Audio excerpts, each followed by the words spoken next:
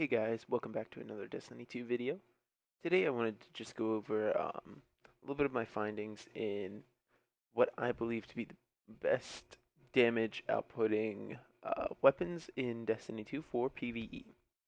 Um, what I was able to come up with was that, well, first of all, I went ahead and tested all the weapons, seeing what their base damages were. Um, and I'm just gonna throw some numbers up on screen. We're gonna work left to right. Uh, I went ahead and calculated what damages would be first without hitting any crits, then what it would be with crits. Um, just as a note during all of this, there's a little bit of a complication with Better Devil's hand cannon. The explosive rounds did kind of mess with the numbers a little bit. That's why you see it highlighted there. Um, then I went ahead and I have their mag size and how much time it takes to go from first bullet of one clip to the reload and get reset basically. And that gives me the amount of damage that would be possible per clip. Um, with that also, the damage per clip, you're also going to go ahead and see um, the damage possible. Like that gives you no crits at all, and then the crits.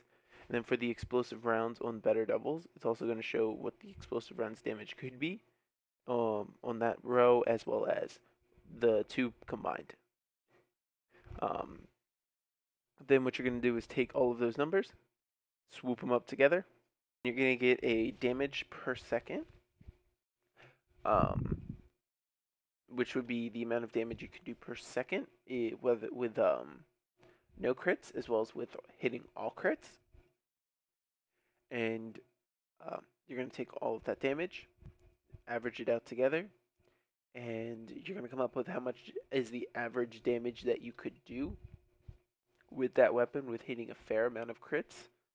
Um, and a little bit. Some of these have a little bit higher chance of hitting those crits, and some of these have a little bit lower chance, like the submachine guns uh, and submachines and auto rifles have a little bit higher, lower chances of hitting those crits at that range at a range, whereas the like does not compute, Better Devils, um, the Black Scorpion, the Nurgle, Minuet all have a higher chance of hitting those crits. But we're gonna go ahead and go over those findings. What I was able to determine though, I even included the exotics.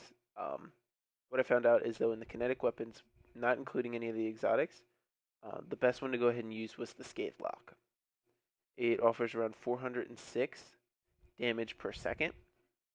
Um, yeah, the bullets do 49 to 64, but if you can hit those crits rapidly, it offers a lot of damage. The fast firing rate allows for that, and the time to shoot per clip is around 6.25 seconds. So it does work out quite well in your favor. Another thing also I really liked was Better Devils and Nightshade. Um, Me personally, even though there is such a gap between Better Devils and Scavelock, Better Devils really helps out with those ad clearing because it does two-shot the Vex. Um, Scavelock does take some time. It is useful to help clearing those ads, but I personally really like Better Devils with that explosive rounds. Um, to um, to go, I think it's personally better. It's up to you. The numbers are saying Scavelock's a little bit better. It was also really hard to calculate with Better Devils that uh the explosive rounds damage. So that's why I'm thinking Better Devils and Scavelock would be two very viable options for PvP or PvE in that kinetic weapon slot. Um, Now over to energy weapons. Um, the best one I was able to actually come up with was the Death Stalker 4AU as the best because it was outputting roughly 420 damage per second. Um, Even though I really liked using Black Scorpion for this encounter, and it is one of the lower damage outputting ones.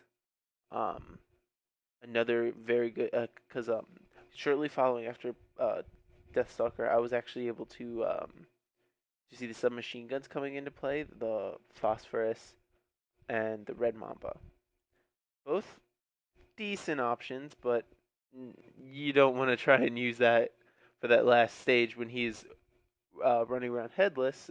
So there are some other options like the Deathstalker, the Nurgle, also a really good option. And then Minuet was also, I thought, a very nice option. And Black Scorpion was actually the lowest on my list, even though I loved shooting that thing. It was actually the lowest on the list in that damage aspect. Uh, Now over to include all of the exotics. Each of them were offered some good options. If you are a warlock, it's a great option. It would fall under the second for it would fall as a number two option compared to the Deathstalker for that energy slot. The Sunshot wasn't very good for damage at all. I noticed for that encounter. Um, that might just be that it's limiting you to 8 rounds, and it takes 6 seconds to fire all of them and reload.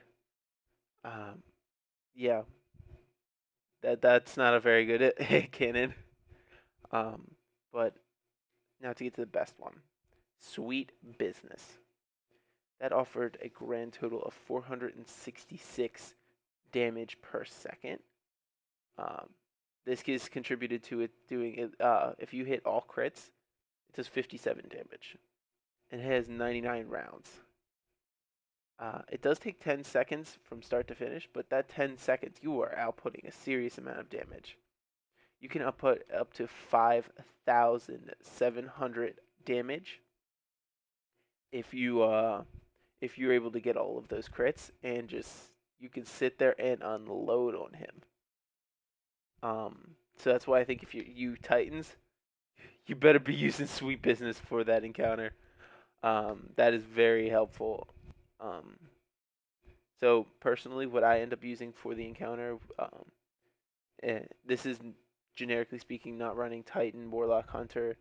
I would go with Better Devils because it is very good, and Deathstalker. Um, for heavy weapons though, you'd think those sniper rifles or those linear fusion rifles would actually be really decent in this encounter. I was able to go over the damages that are available from that, and um, I saw the Tarantula, which was the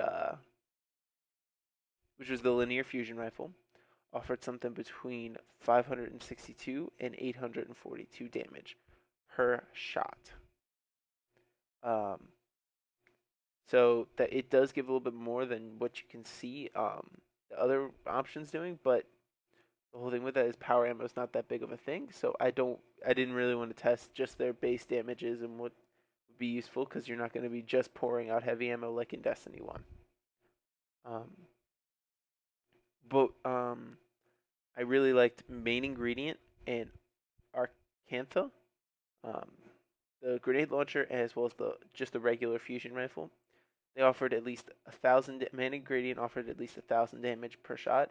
It was 5 damage ticks of each hitting 200 or close to that. I even one of them I saw that was 1,200 damage. So it's a little inconsistent in where how many points you can get.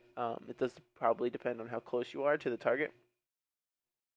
But it is also really, really hard hitting because you're not going to get much power ammo. If you're able to get those few shots off, it's going to help your damage. Um, Acantha though, um, you weren't able to hit any crits.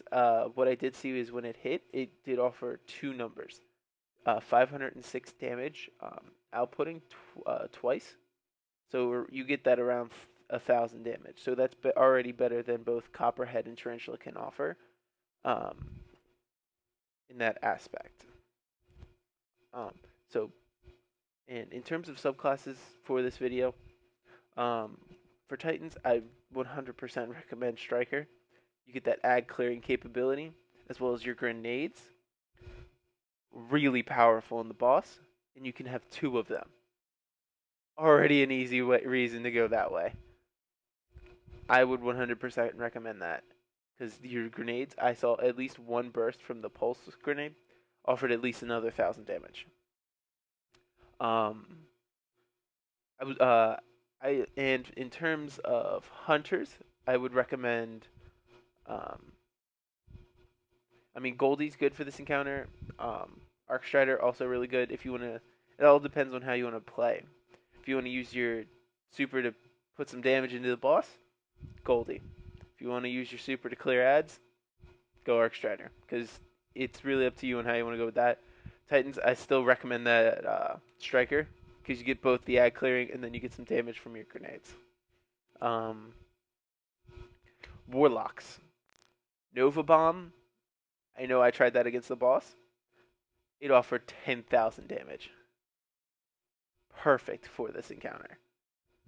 100% would recommend that.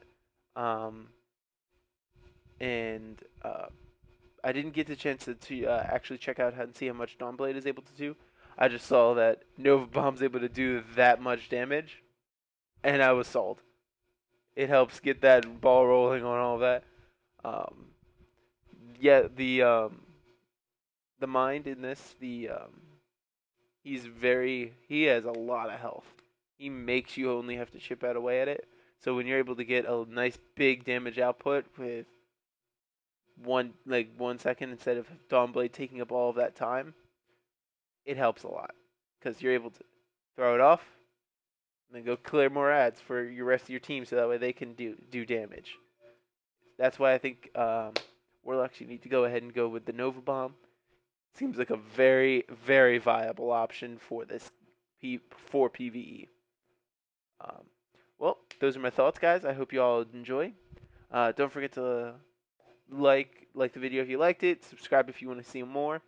Um, leave any feedback you have for me in the comment section down below, so that way I can get better. Thank you all for watching. Bye.